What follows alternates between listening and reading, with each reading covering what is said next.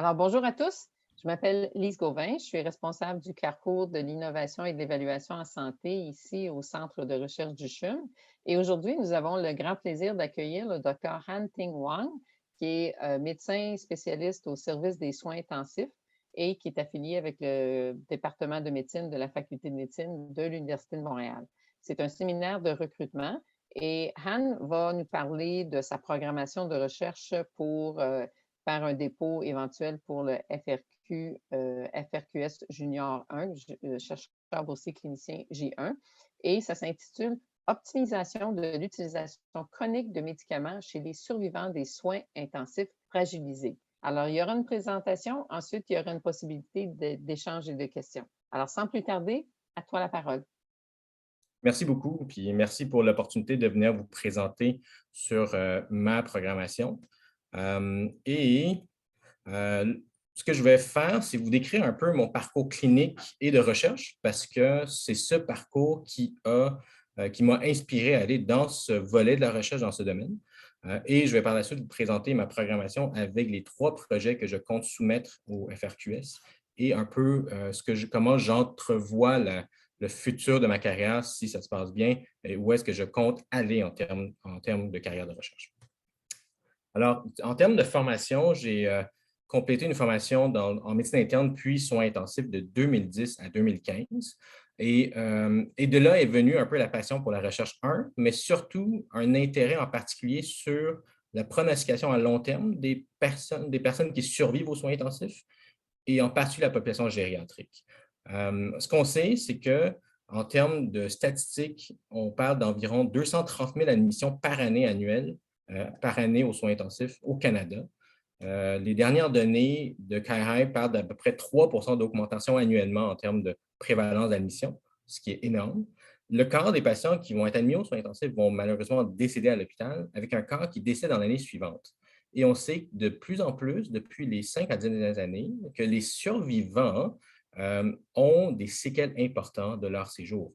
En termes de séquelles, rapidement, on parle d'atteinte physique. C'est les patients qui sont admis, qui sont mis sur un respirateur endormis pendant des semaines.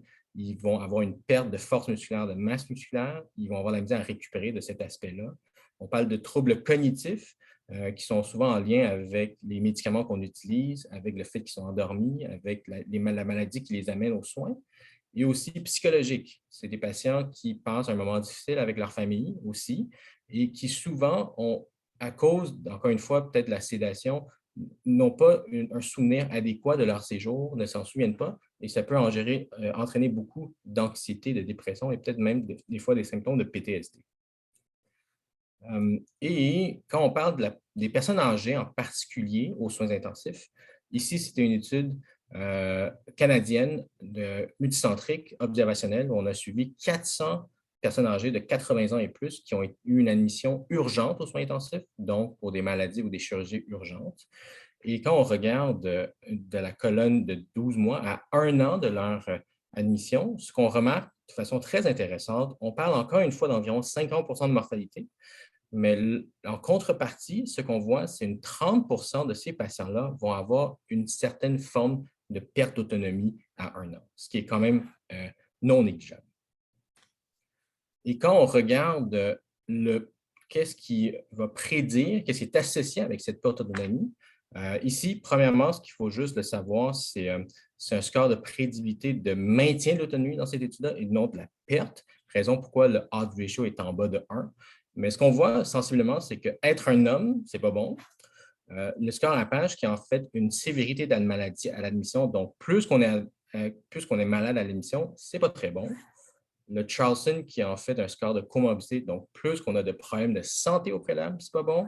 Et finalement, ce qu'on voit, le CFS, le Clinical Frailty Scale, qui est en fait un score de fragilité qui était fortement prédicteur du pronostic de ces patients-là.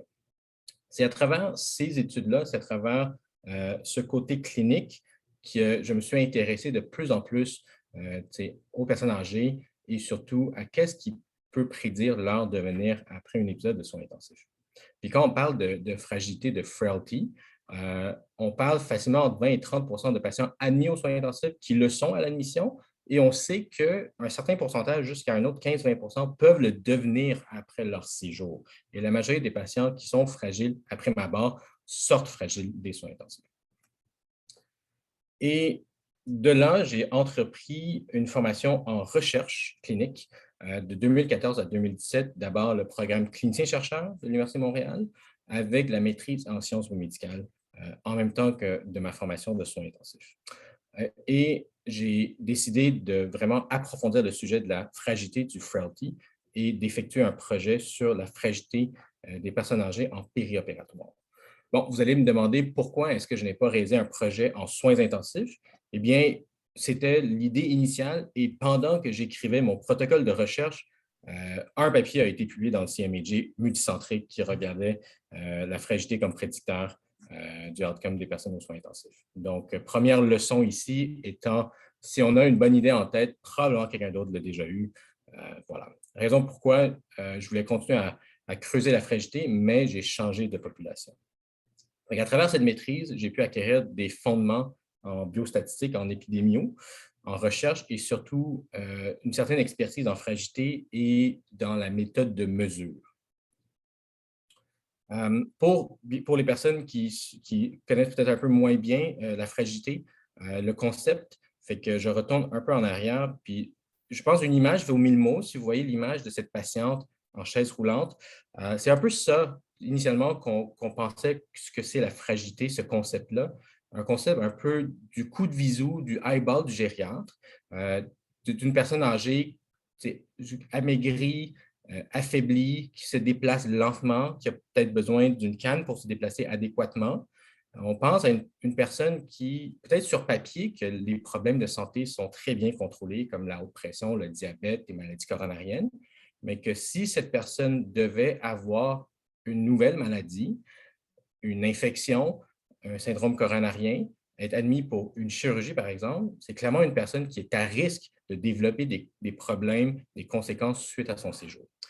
En termes de physiopathologie, notre compréhension, voici un modèle explicatif, il y en a d'autres.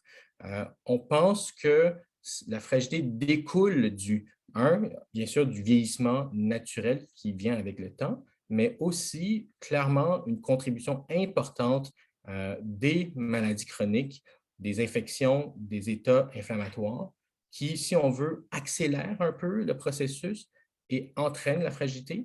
La fragilité, lui-même découle justement de cet amalgame d'inflammation de champignons neuroendocriniens et va amener les syndromes visuels qu'on pense, qui est la perte de poids, qui est la sarcopénie, la perte de masse musculaire, l'inappétence qui s'installe et la faiblesse, et qui en bout de ligne vont entraîner les problèmes que ça occasionne, des chutes, des pertes d'autonomie et peut-être même le décès dans un contexte de maladie. Alors, après avoir complété ma formation de recherche initiale, je suis allé à Toronto, à l'hôpital Sunnybrook, pour parfaire ma formation en recherche.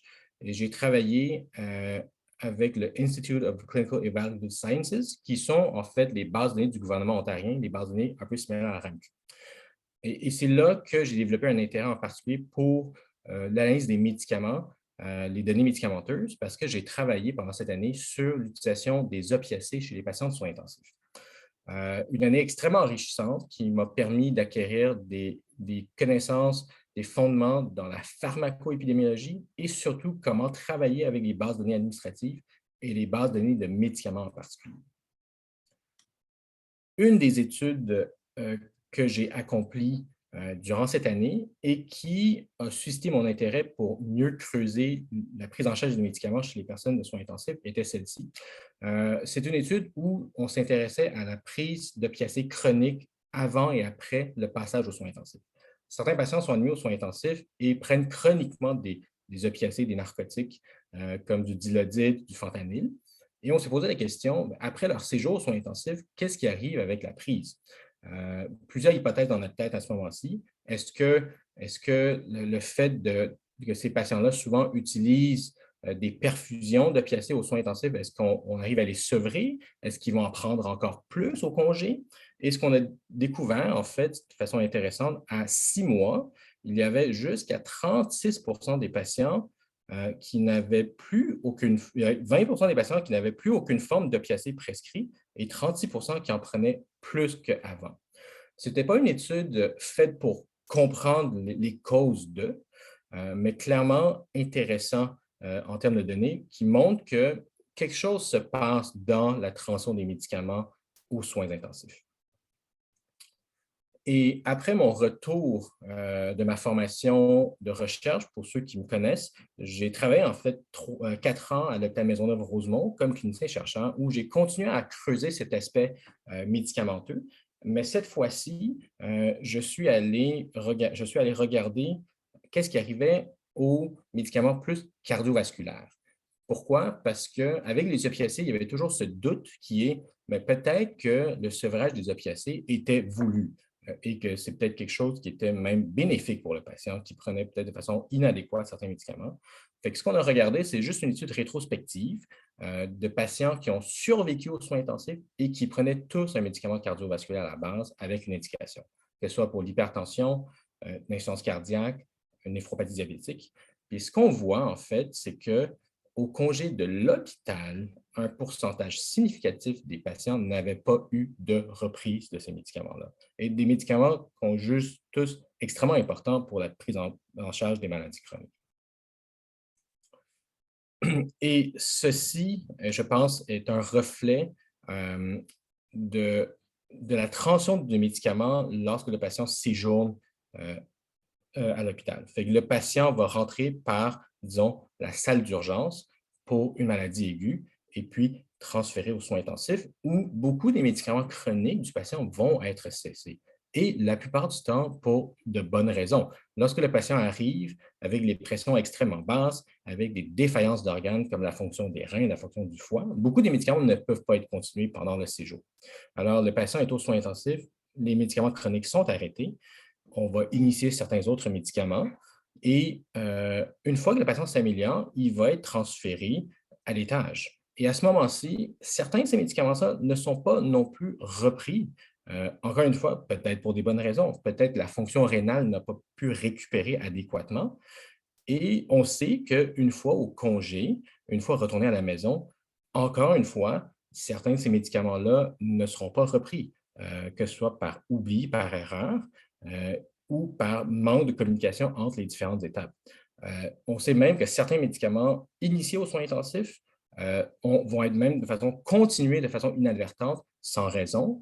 Un très bon exemple, ce sont les médicaments de type antipsychotique qu'on utilise aux soins intensifs pour le délirium. On sait que des médicaments comme le Seroquel sont souvent continués au congé à la maison du patient sans qu'il y ait une explication valable ou une raison de poursuivre ces médicaments-là.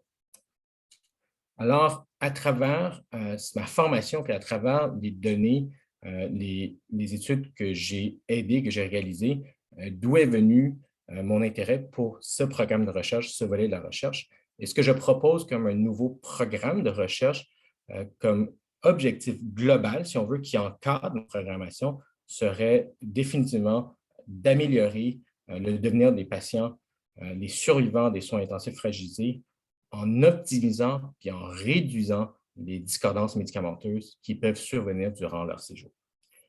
Pour réussir, pour débuter dans ce volet, dans cet objectif-là, je pense qu'il y a 2 objectifs extrêmement importants à accomplir dans les 5 premières années qui feront bien sûr partie de mon Junior 1. Et de 1, tout d'abord, identifier les classes médicamenteuses ou les médicaments qui sont associés avec un mauvais devenir ou avec un bon devenir, identifier quelle discordance affecte les patients. Et 2, comprendre plus en détail les barrières et les facilitateurs que les patients, les familles et les professionnels de la santé font face lorsqu'un patient de soins intensifs a eu congé et retourne en communautaire, retourne à la maison. Alors, dans cet ordre d'idée, le premier projet que je propose est de développer et de valider un indice de fragilité dans la population de soins intensifs en utilisant les bases de données administratives.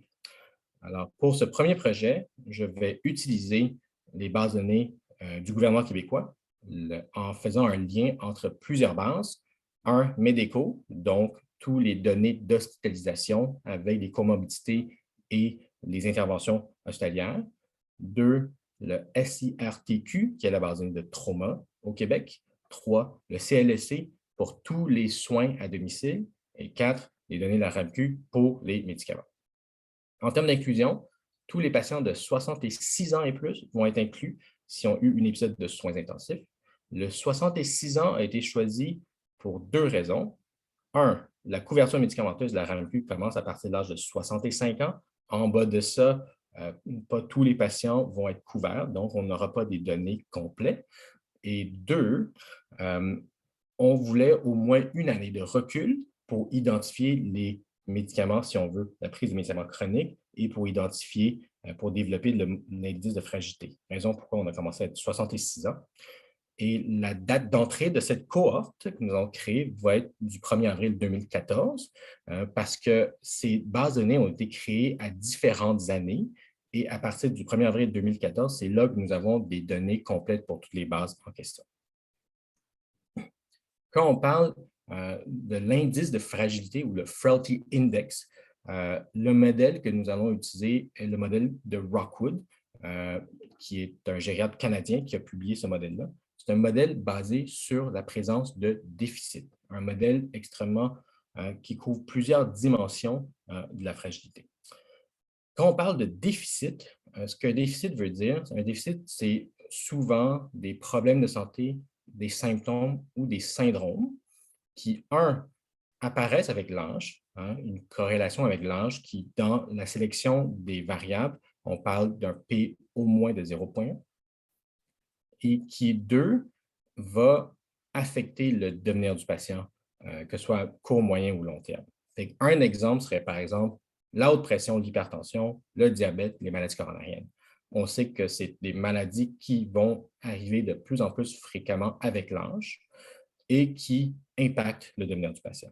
Quelque chose comme, par exemple, la couleur des yeux ou la couleur des cheveux n'est pas un déficit parce que c'est quelque chose qui est déterminé génétiquement, et n'est pas associé avec la mortalité ou des affaires comme ça.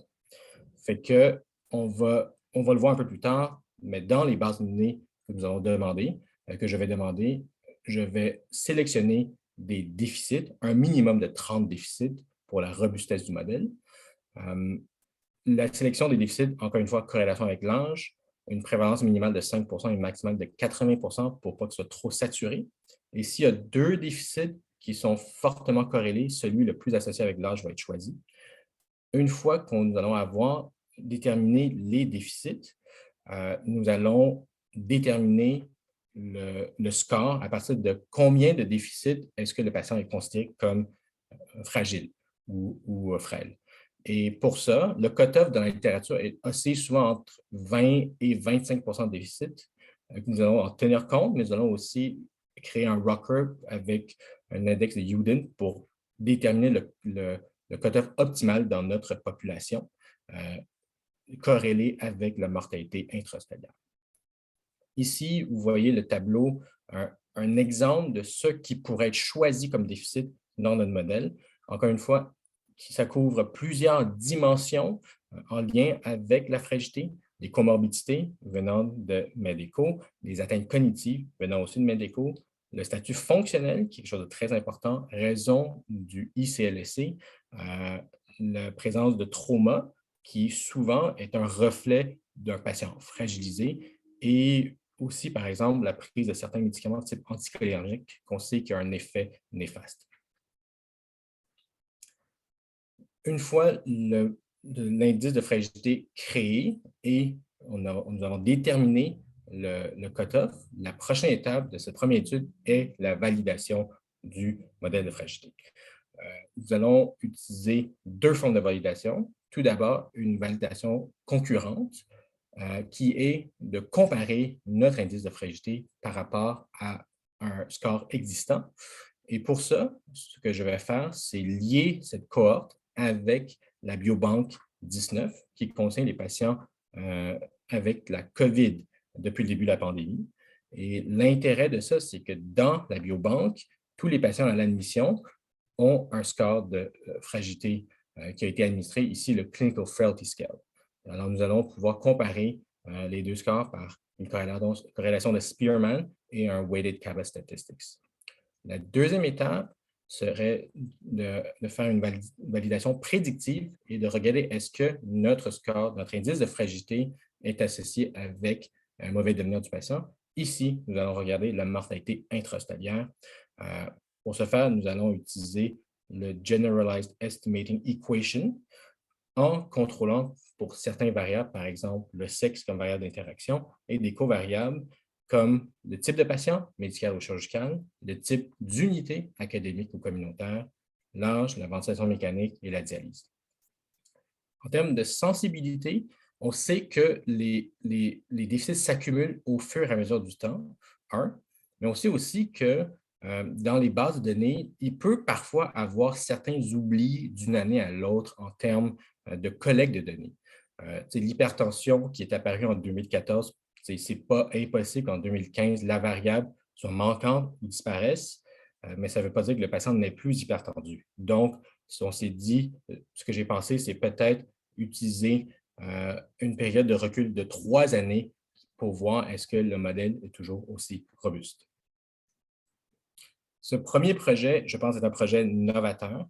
La création d'un indice de fragilité pour les populations de soins intensifs, surtout en base de données, est quelque chose d'extrêmement, extrêmement intéressant, peu vu dans la littérature.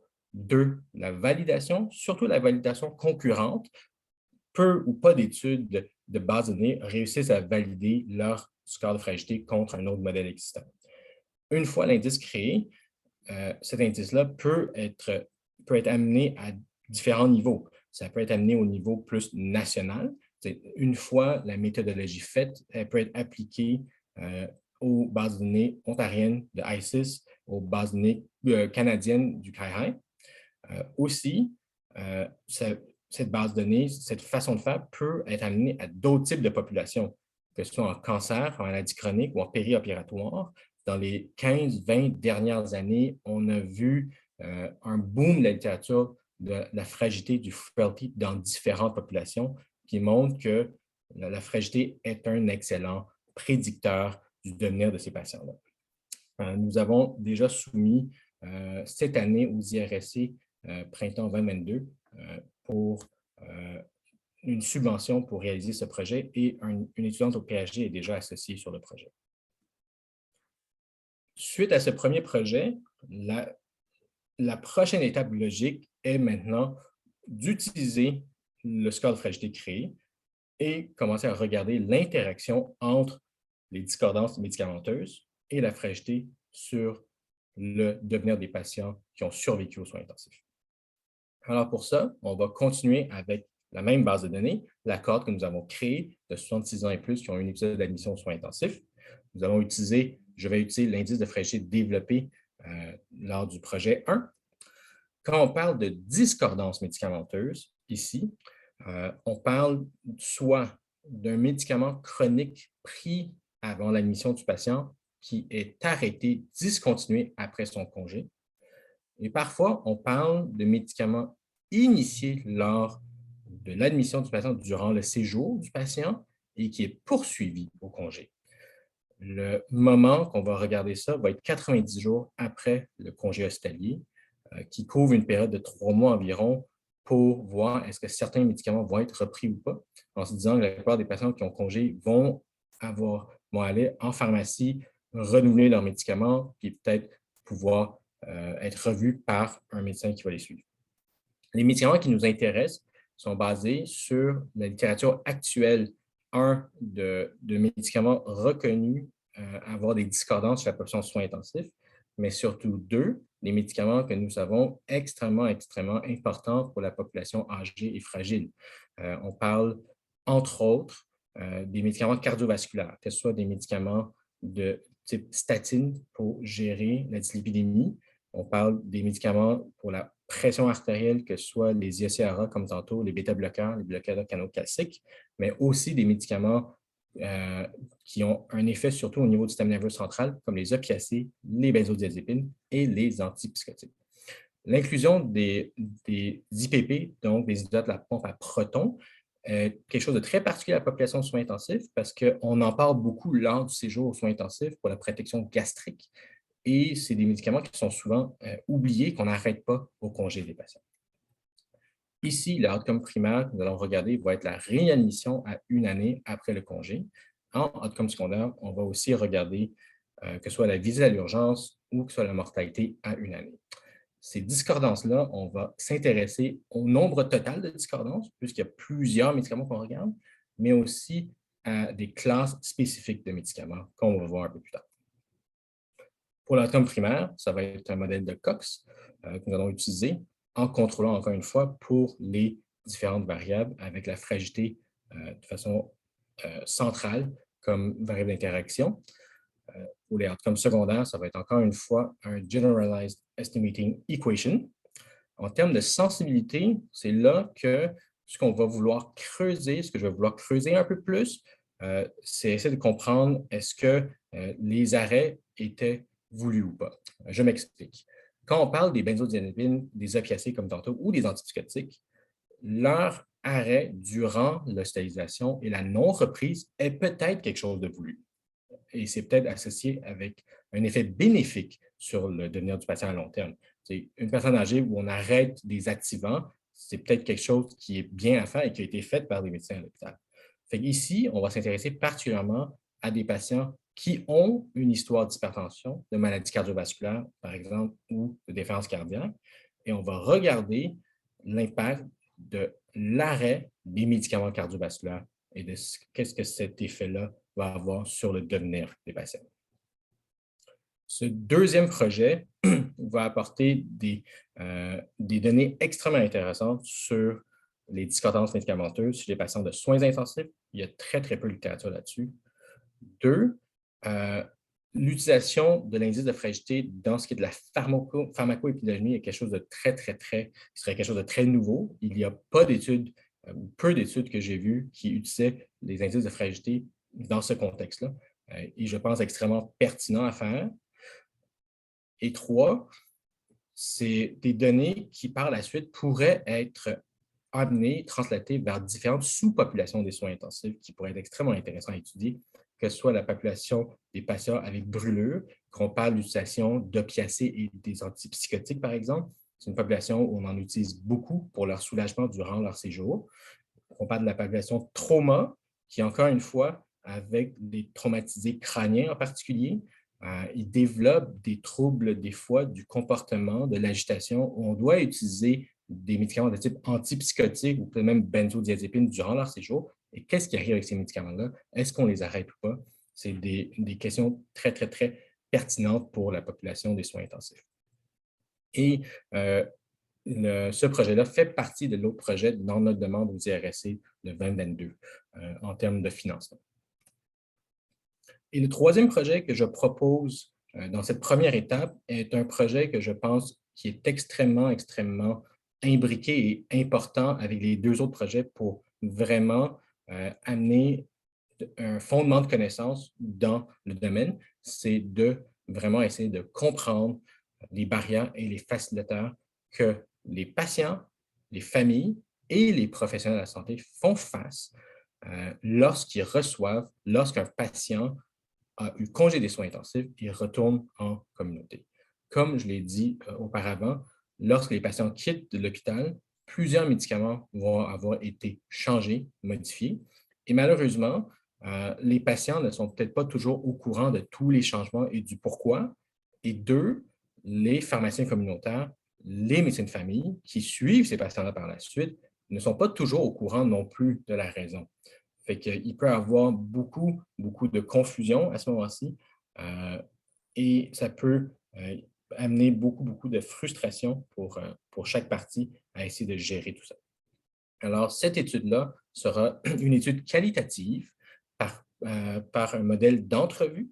Alors, de façon prospective aux soins intensifs, je compte recruter des patients fragilisés qui ont survécu aux soins intensifs et qui prenaient au moins 5 médicaments chroniques. Et je vais recruter ces patients, recruter les membres de la famille s'ils acceptent de participer.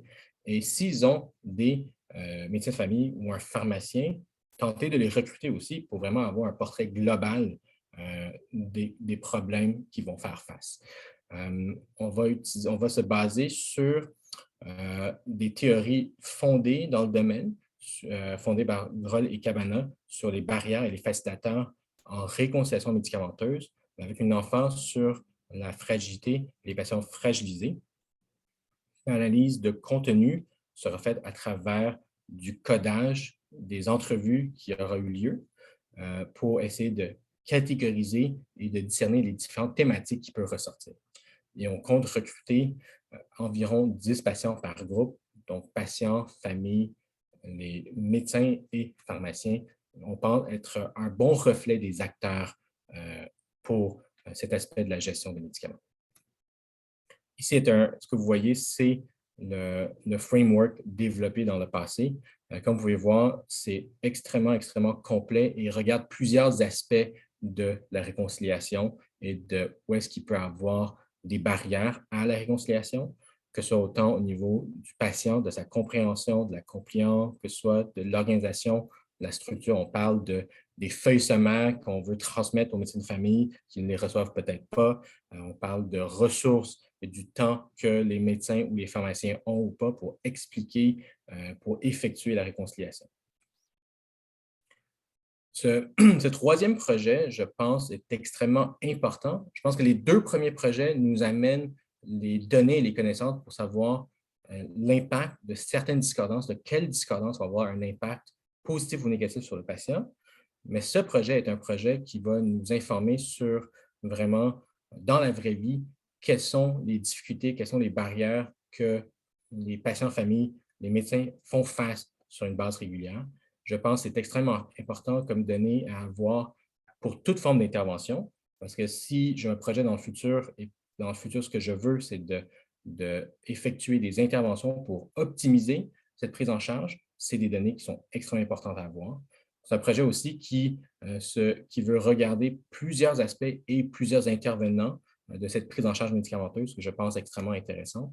En termes de financement, je pense faire des demandes dans la prochaine année ou 2 pour avoir du financement pour ce projet-là, ou si je suis recruté, peut-être d'utiliser un peu des fonds locaux que je vais avoir pour effectuer ce projet. Quand on parle de où est-ce que je m'enligne comme carrière future, je pense qu'une fois cette première étape réalisée, comme je l'ai mentionné, la deuxième étape serait définitivement des études d'intervention pour essayer d'optimiser cette represcription de médicaments, cette prise en charge de médicaments. À travers ce processus, j'ai déjà développé des liens extrêmement intéressants et pertinents avec l'INES. L'INES est au courant de ma programmation, m'a écrit même une lettre de support lors de ma demande aux IRSC. Je pense que c'est des acteurs qui vont être très impliqués dans ce programme parce que c'est des données qui vont être intéressés à voir. Puis ça pourrait être des partenaires extrêmement importants pour l'utilisation des données, des connaissances et regarder même un peu l'effet d'une implémentation, par exemple.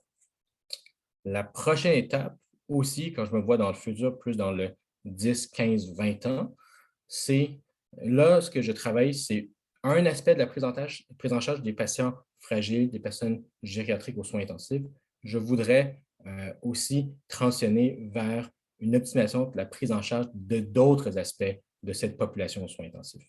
Pas juste des médicaments, mais quand on parle de la prise en charge plus globale de ces patients, que ce soit de l'utilisation de certains médicaments, que ce soit par exemple l'implication de la physiothérapie, de la nutrition, avoir une prise en charge beaucoup plus holistique, c'est vers là que je voudrais aller dans ma carrière future de chercheur aux soins intensifs. Parce que je pense que la littérature du soin intensif et le futur de cette recherche s'en va vers ça. En soins intensifs, dans les dernières 20-30 ans, ce qu'on voit, c'est qu'il y a vraiment un focus sur la mortalité et baisser la mortalité. Et ce qu'on voit de plus en plus, c'est se questionner, mais une fois que le patient a survécu, quel est son devenir à long terme, quelle va être sa qualité de vie. Et je pense que c'est vers là qu'on transitionne comme recherche de soins intensifs et je veux définitivement y participer comme un acteur extrêmement actif. Merci beaucoup pour le temps que vous m'avez accordé et je suis bien sûr ouvert questions et commentaires. Merci beaucoup. Si on trouve la solution à Stop Getting Older, je suis très certainement preneuse. Alors, merci Ouais, présentement, il n'y a pas encore de pilule miracle pour ça. Excellent. Alors, tu peux peut-être arrêter le partage d'écran et on va ouvrir maintenant pour la période de questions. Est-ce qu'il y en a qui ont des questions? On n'est pas nombreux sur l'enregistrement, donc si vous voulez ouvrir votre caméra et poser la question, vous pouvez le faire. Vous levez la main. En attendant, moi, j'ai une question à poser, peut-être, ou j'en ai quelques-unes. J'ai trouvé ça extrêmement intéressant.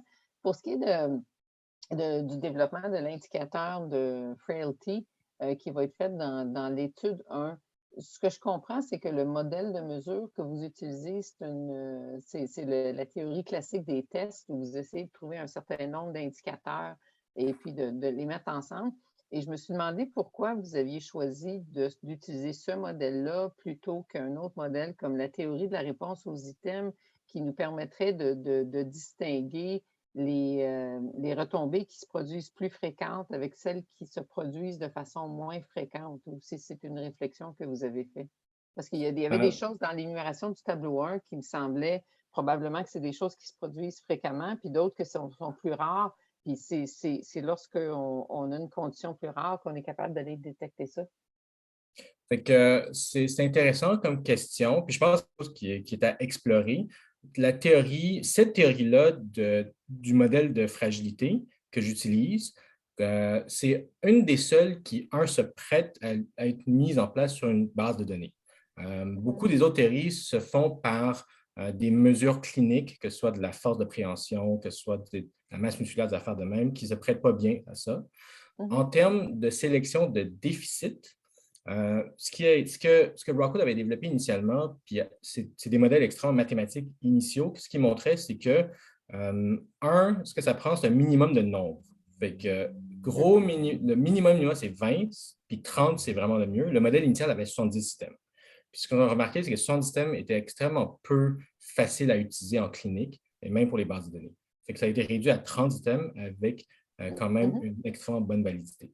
Par la suite, ce qu'il a remarqué, c'est qu'une fois les items choisis, s'ils respectent la définition d'un déficit, le choix de l'item importe peu. Ah, OK. Fait que ce qu'il a démontré, c'est que, par exemple, sur 70 items, avoir pris 30 items, 30 déficits, c'est tous des déficits bien établis. En bout de ligne, ça affectait peu la prédiction du modèle lui-même. Et ce qu'il demande, par contre, c'est qu'effectivement, en termes d'items plus rares, mais extrêmement prédicteurs, puis ça a été quelque chose que Rockwood avait noté, c'est que la plupart des items ne sont pas pondérés. Fait que, tous les items, c'est un 0-1. Peu d'items, par exemple, pour avoir un score de 2 ou un score de 3. Et c'est quelque chose que Rockwood a dit que quand on regarde les différents modèles qui existent dans la littérature, que ce soit d'autres bases de données, pas ceux du soin intensif, certains vont avoir une pondération pour un item ou deux, mais quelque chose qui a été jugé non nécessaire, si on veut, dans la vision de la chose. Excellent. Je vois qu'il y a 2 questions. Moi, j'en aurai plusieurs autres. On va laisser la chance aux différentes personnes. Je ne sais pas si entre Alain et Kadia, qui a levé la main en premier. Alain, peut-être, je peux te demander de poser une question. Puis ensuite de ça, on ira à Kadia. Je vous mets en ordre alphabétique. Vas-y, Alain. Je pense que Kadia est avant moi, mais moi, je suis en clinique, je vais devoir partir. Donc, je voulais d'abord féliciter Hunting pour la présentation qui était très, très claire, même pour quelqu'un qui n'est pas dans le domaine, et je trouve ça très intéressant. Je regardais dans le modèle, en tout cas, les médicaments que tu proposais de concentrer. Nous, en cardiologie, les médicaments qui sont extrêmement efficaces en termes de pourcentage de choses, sauver des vies même ou des événements, c'est beaucoup les antiplaquettaires et du côté des patients qui sont âgés aussi, il y a de plus en plus de fibrillation auriculaire, donc les anticoagulants et les NACO. J'ai vu qu'ils n'étaient pas dans la liste. Je ne sais pas, est-ce que c'est parce que c'est des médicaments qui sont tellement importants que sont toujours represcrits après le séjour aux soins intensifs parce qu'on sait que c'est souvent cessé, soit que le patient fait un événement, une hémorragie ou des choses. Nous, on a toujours peur que ça ne soit pas reparti après. C'est une excellente question. Puis en fait, c'est une des rares classes médicaments qu'on a en fait des données aux soins intensifs. Une étude publiée par ICIS, justement, avec les données ontariens de mémoire 2008, a démontré que l'admission aux soins intensifs était fortement associée avec un arrêt des antiplaquettaires. Il n'y avait pas de temps regarder les anticoagulants, antiplaquettaires, et cet arrêt-là était associé avec une augmentation de mortalité, visite à l'urgence et de réadmission une année post. Je ne l'ai pas marqué, peut-être ici par simple oubli, mais en fait, c'est un des seuls où on a certaines données. Dans ma tête, c'était quand même bien démontré que ça, en particulier comme médicament, devait être reparti. Et malheureusement, on le voit des fois, ce n'était pas fait. C'est la raison pourquoi, dans mon étude rétro, je m'étais attardé plus aux ISA, bêta-bloqueurs, BCC, où il n'y avait presque pas de données, en fait, dans cette population. OK. Il y a quelque chose, je pense, qu'on pourrait définitivement rajouter dans le projet. Merci. Merci pour cette question, Alain. Kadia, à toi la parole. Tu peux ouvrir ta caméra. Merci. Merci aussi à Dr. Wang pour cette présentation que moi aussi, j'ai trouvé vraiment intéressante et informative. Quel beau travail pour quelqu'un au postdoc. C'est aussi très, très informatif d'un point de vue professionnel. Donc, merci pour ça. Mes questions, la première, en fait, a trait aux trois projets, en fait. Je me demande si vous prenez en considération la résilience psychologique, parce qu'on parle beaucoup de pathologie. Je sais qu'on peut avoir un peu de symptômes dépressifs, ça peut être un aspect positif, mais outre que ça, il peut y avoir aussi l'espoir, un réseau social qui est fort, donc des choses qui pourraient faciliter, si on veut, les modérer ou comme vous voulez. Là, ça pourrait altérer les prises de mesures que vous allez prendre puis la qualité de vie. Donc, je me demandais si c'est quelque chose qui est pris en considération. Je pense que c'est des aspects qui sont des soins extrêmement importants. Et quand je regarde dans ce début de programmation, je pense définitivement au niveau du projet 3, il y a quelque chose à explorer là. Projet 1-2, ce qu'on voulait, c'est surtout un peu avoir une grosse base de données puis mettre la table un peu sur quels sont les médicaments ou les classes de médicaments les plus associés avec des bons ou mauvais pronostics chez les patients. Puis le but du projet 3, c'est de dire, OK, maintenant, disons, on sait que les 4 médicaments qui sont les plus associés vont être, disons, la benzo avec les médicaments cardiovasculaires et les antipsychotiques. Mais maintenant, regardez, OK, pratico-pratique, quand on arrive pour gérer ces médicaments-là, en clinique, c'est quoi les problèmes que les patients, les familles vont faire face? Et là, je pense que définitivement, c'est quelque chose d'intéressant. Je dois avouer que moi, en termes de formation, je n'ai pas de formation ou peu de formation dans les études qualitatives. Fait que pour le projet 3, quand j'étais à Maisonneuve-Rosemont, c'est quelque chose que j'ai développé avec l'aide de Kelly Kilpatrick, qui est une infirmière PhD, chercheuse en Cali. Puis c'est là-dessus qu'on a travaillé avec le modèle de Groll-Cabana, mais je suis définitivement ouvert à collaborer pour améliorer cette partie-là, puisque je n'ai pas d'expertise en soi en Cali. J'aurais une autre question, si je peux répondre. Oui, absolument, vas-y. Bien, merci. Ben, oui, effectivement, je pensais plus au projet 3. Je pense que ce serait vraiment très pertinent. Puis à ce sujet, justement, côté méthodologique, parce que moi, c'est plus mon fort, le qualitatif, je me demandais si, peut-être que ça a été dit, j'ai mal compris, je mange en même temps, mais est-ce que vous comptez recruter des triades de patients, familles, médecins ou indépendamment? On pensait recruter des triades. Maintenant, on n'est pas certain que ça va être nécessairement toujours réaliste parce que ça peut arriver que des patients n'ont pas de médecin de famille. C'est quelque chose qu'on a réfléchi, qu'on n'avait pas encore trouvé une bonne solution. On s'est dit, est-ce qu'on va recruter juste, on va s'assurer que le patient a un médecin de famille ou pas? Mais oui, on comptait recruter des triades parce que, on trouvait que c'était beaucoup plus, peut-être plus simple en termes de recrutement de dire que quand on appelait le médecin de famille pour dire, on a votre patient qui est sorti des soins intensifs, il est parti au projet, c'est quelque chose qui est important. Est-ce que vous conseillez passer? On pense que c'est plus simple, puis ça donne, pour en tout cas le médecin professionnel, c'est un vrai exemple de qu'est-ce qu'il est en train de vivre. Fait que oui, on pensait régler des triades, que ce soit le médecin, le pharmacien, ou peut-être même des spécialistes qui suivent ces patients-là. Parce que ce qu'on a remarqué, puis ça, encore une fois, c'est plus anecdotique, Parce que des fois, une fois de temps en temps, à l'étage, on le voit un peu. Le patient a eu congé de soins intensifs. Aux soins intensifs, on a arrêté plein de médicaments, on ne les a pas repris. Là, il arrive à l'étage. Puis quand on parle avec le médecin de l'étage pour dire pourquoi vous ne les avez pas repris, des fois, la réponse, c'est purement on n'était pas sûr est-ce qu'on pouvait le reprendre ou pas. Ça a été arrêté par les soins intensifs. On n'était pas certain de quoi faire avec. Fait que définitivement, ce qu'on voudrait, c'est des triades. Ça serait vraiment très fort, effectivement. Puis j'aurais des suggestions à ce sujet éventuellement. Merci beaucoup pour vos réponses.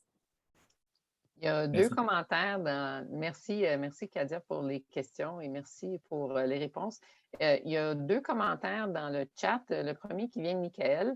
Il dit « Empiriquement, je serais très inquiet d'exclure les patients sans médecin. La réalité de ces patients sera certainement très différente de ceux qui ont des médecins. Et en ce sens-là, est-ce que dans l'étude 1, l'étude de validation, peut-être plus particulièrement l'étude 2, est-ce que vous allez avoir des données sur le niveau socio-économique des répondants, des participants, ne serait-ce que ce serait, si vous avez le code postal, vous pouvez avoir une mesure indirecte du lieu où ces gens-là vivent? C'est une bonne question. L'INSPQ a un indice socio-économique de développé. La seule affaire que je ne suis pas encore au courant, j'ai posé la question à l'Institut statistique du Québec, c'est est-ce que cette variable-là est dans les bases de données? Parce que j'ai l'impression que c'est quelque chose qui est développé par l'INSPQ, parce que, pour avoir fouillé de long en large leur site web, je ne l'ai pas retrouvé. Mais oui, c'est quelque chose que j'y avais déjà pensé, c'est juste que je n'étais pas certain, est-ce que la variable est accessible ou ça prend une autre data linkage, d'autorisation, des affaires de même. Mais c'est définitivement quelque chose d'intéressant. Puis pour répondre à Dr. Chassé, je suis tout à fait d'accord. Puis la raison pourquoi on veut recruter des triades, mais qu'on ne sait pas, en tout cas dans le protocole initial, on ne s'est pas arrêté aux triades, c'est exactement pour cette raison-là.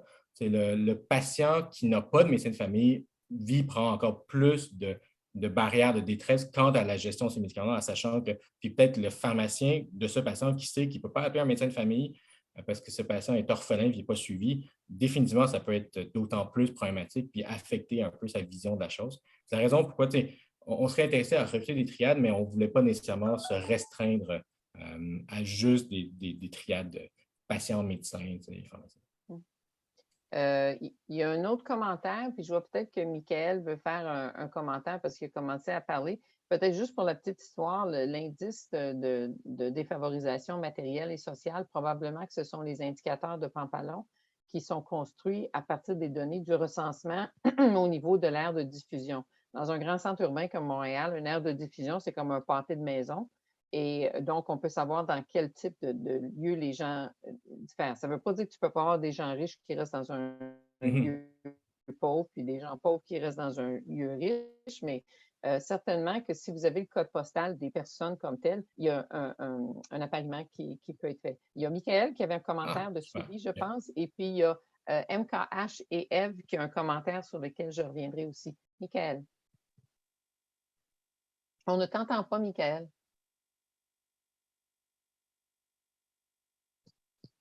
Non, on ne t'entend pas. OK, on va passer à l'autre commentaire. Donc, je ne sais pas si MKH et Eve souhaitent ouvrir sa caméra, mais néanmoins, je vais lire le commentaire. C'est très intéressant comme projet. Nous n'avons pas bien compris pour le projet 2, les discrepancies de médicaments vont être analysées seulement s'il y a réhospitalisation, juste pour notre connaissance personnelle. Donc, pour le projet 2, on n'a pas de caméra et de micro. Il n'y a pas de problème, Marie-Kim et Eve. S'il y a d'autres choses, écrivez-le dans le chat, puis je vais le reprendre. Donc, voilà. L'idée du projet 2, c'est qu'on va partir avec une cohorte de patients qui ont eu une admission aux soins intensifs. C'est tous des patients qui ont une admission aux soins intensifs. On va pouvoir, dans l'année précédente, regarder l'utilisation des médicaments chroniques d'intérêt avec une définition de ce qui est chronique et de regarder, une fois que ces patients ont eu congé de l'hôpital, regarder dans les 90 jours qui suivent le congé, est-ce qu'il y a eu reprise des médicaments chroniques? Donc, le patient est allé en pharmacie, renouveler la prescription. Ou 2, est-ce qu'il y a certaines nouvelles classes de médicaments qui ont été initiées? C'est un peu ça, le projet 2.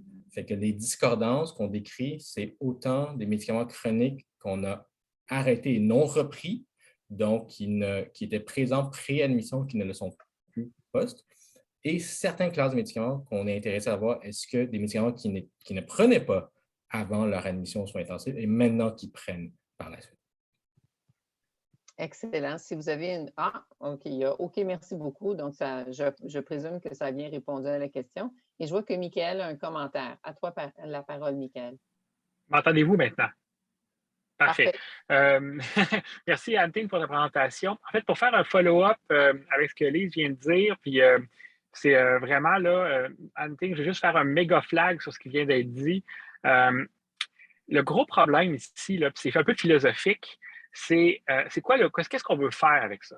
Donc, c'est pas juste poser la question sur la modification de l'effet, parce que c'est un peu ça ici qu'on parle. Est-ce que le statut socio-économique, est-ce que le code postal, whatever la raison, est-ce que ça modifie l'effet ou est-ce que c'est un confondant? Puis je pense que c'est clé ici parce que pour deux raisons. Premièrement, si on parle que c'est un confondant, il faut absolument avoir l'info. Puis parce que ça, on est foutu. Puis avoir cette info-là, ça va être vraiment plus problématique que juste les données que Anne-Ting a suggérées. C'est un peu pas truqué, mais disons qu'on a optimisé la sélection des données qu'on veut pour d'un point de vue de faisabilité avec nos collaborateurs externes. Lise connaît l'accès aux données, comment c'est compliqué. Puis à partir du moment que tu arrives avec un code postal, tu viens de changer 2 niveaux la complexité. Puis il y a malheureusement, je confirme la réponse à Anne-Ting, il n'y a pas l'équivalent du on-marge comme Ontario ont Anne-Ting, là, ils ont une espèce de score de statut socio-économique validé. Il n'y a pas ça encore au Québec. Il y a un score à part qu'il faut recalculer à chaque fois, puis il faut le code postal pour ça. Donc, ce que je m'en viens, qu'il faut se poser comme question, puis je pense que c'est vraiment un des take-home-messages majeurs aujourd'hui, c'est est-ce que c'est un modificateur d'effet ou est-ce que c'est un facteur confondant pour la represcription? Donc, est-ce que le fait que le patient ait un statut économique mauvais ou haut va moduler la décision du clinicien à l'hôpital de changer ou de repartir la médication? Ou c'est un modificateur d'effet où on va avoir des patients mettons, plus malades ou dans différents statuts économiques, puis que le fait qu'on ne leur prescrive pas, ce n'est pas dû à leur statut économique, mais à un autre des variables qu'on a déjà. Puis je n'ai pas réponse. Il faut vraiment se poser la question comme il faut, parce que si jamais c'est un facteur confondant, ben on est foutu, parce que ça va, toutes les données que tu vas obtenir, ils ne vont pas valoir grand-chose. Donc, ça vaudrait la peine de tout bête de bolette, puis aller chercher le code postal, puis passer à l'accueil, puis tout ce qu'il faut pour ça. Je vais réfléchir. As-tu des réactions à ça? Parce que je pense que c'est effectivement c'est un enjeu qui est extrêmement intéressant. Et peut-être en ce sens-là, ce que je trouve intéressant, c'est qu'il y a une population qui est bien définie ici, c'est-à-dire c'est des patients qui sont des survivants aux soins intensifs. Est-ce qu'il y a une bonne caractérisation de cette population-là au Québec? C'est-à-dire qu'on connaît la taille, la distribution de l'âge, de sexe, du statut socio-économique et tout ça, parce que, évidemment, le fardeau, on le comprend, on le connaît, le fardeau personnel et le fardeau sociétal, mais en faisant l'étude 1, est-ce qu'il y a... Et puis, est-ce que ça vaut la peine? Parce que quand on va arriver pour caractériser nos populations à l'étude 2 puis l'étude 3, si on est capable d'en dire un petit peu plus long sur qui on a documenté et qu'est-ce qu'il y en est, je ne sais pas. Le Dr. Chazé peut me corriger, là, mais l'Ontario a depuis longtemps utilisé leur base de données pour caractériser la population de soins intensifs. Et ce qu'ils ont fait, ce que moi j'ai compris, c'est qu'à un moment donné, ce qu'ils ont réussi à faire, c'est de bien valider certaines variables clés pour dire qui sont des patients de soins intensifs. Basé par exemple sur la facturation médicale ou sur les unités d'affaires de même. De mémoire, à un moment donné, j'ai essayé de fouiller. De mémoire, je n'ai pas vraiment vu de papier de RAMQ pour dire comme voici un modèle évaluatif pour dire que ça, c'est des patients de soins intensifs. Je sais par contre que je pense que l'INES, dans leurs évaluations d'utilisation de certains médicaments, des fois font des recommandations. Mais moi, je ne suis pas au courant d'une étude qui a bien caractérisé la population de soins intensifs québécoise avec nos bases de données. Mais je peux me tromper, par exemple. Mais deux points. Un, on peut les flaguer facile là, au Québec, mais effectivement, ça n'a pas été fait. Mais on peut les trouver facilement. Si personne les a décrits et a fait le travail d'épidémiologie descriptive à ce niveau-là. Mais si je peux me permettre, mon deuxième point, c'est un peu ça, puis je pense que c'est peut-être à rajouter, Hunting, dans ton programme de façon explicite. C'est un peu ça le projet 2, en fait. Le projet 1 sert à trouver les patients fragiles. Puis le projet 2, c'est la validation du score passe par la description de ta cohorte, la description de ta population, puis de dire lesquels les fragiles, les pas fragiles, puis comment est-ce que ton score se comporte parmi les fragiles et les pas fragiles. Donc, je pense que en fait, je sais que c'est ça que Hunting veut faire parce que c'est ce que j'ai lu dans son Junior 1 qui est un peu plus élaboré. Donc, je pense que précocement dans le projet 2, Hunting, tu devrais expliquer ce que Lise vient de soulever, qu'on ne sait pas non plus très bien c'est qui ces patients-là, comment ils sont. Puis le fait d'avoir développé ton score dans le projet 1 va te permettre non seulement d'identifier les fragiles, mais aussi de décrire le spectre de ta population cible, parce que tu vas avoir besoin de ça pour dessiner ton essai clinique par la suite. Ouais. Puis par rapport à ça, à Maisonneuve-Rosemont, avec les médicaments, j'avais travaillé sur les médicaments cardiovasculaires. J'avais aussi travaillé un peu sur une autre cohorte de COVID à Maisonneuve-Rosemont. Puis en COVID, ça a été un 700 patients hospitalisés, où là, avec les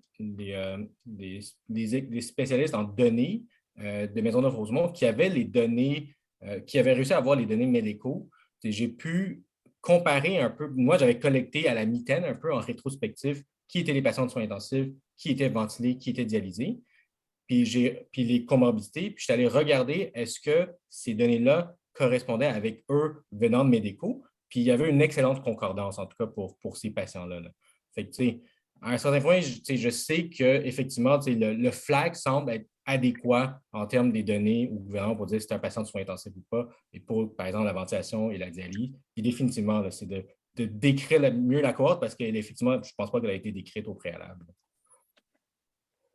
J'ai une suggestion à offrir sur ça, c'est qu'il y a peut-être lieu une fois que l'enjeu du dépôt des chercheurs boursiers sera réglé à l'automne, mais on pourra réfléchir à faire un protocole en émergence où il y aurait une discussion de cet enjeu-là. Est-ce que c'est un facteur modificateur ou c'est un facteur qui est un facteur confondant ou même un facteur médiateur, je ne sais pas, là, en tout cas, confondant, médiateur, là, je ne sais pas trop.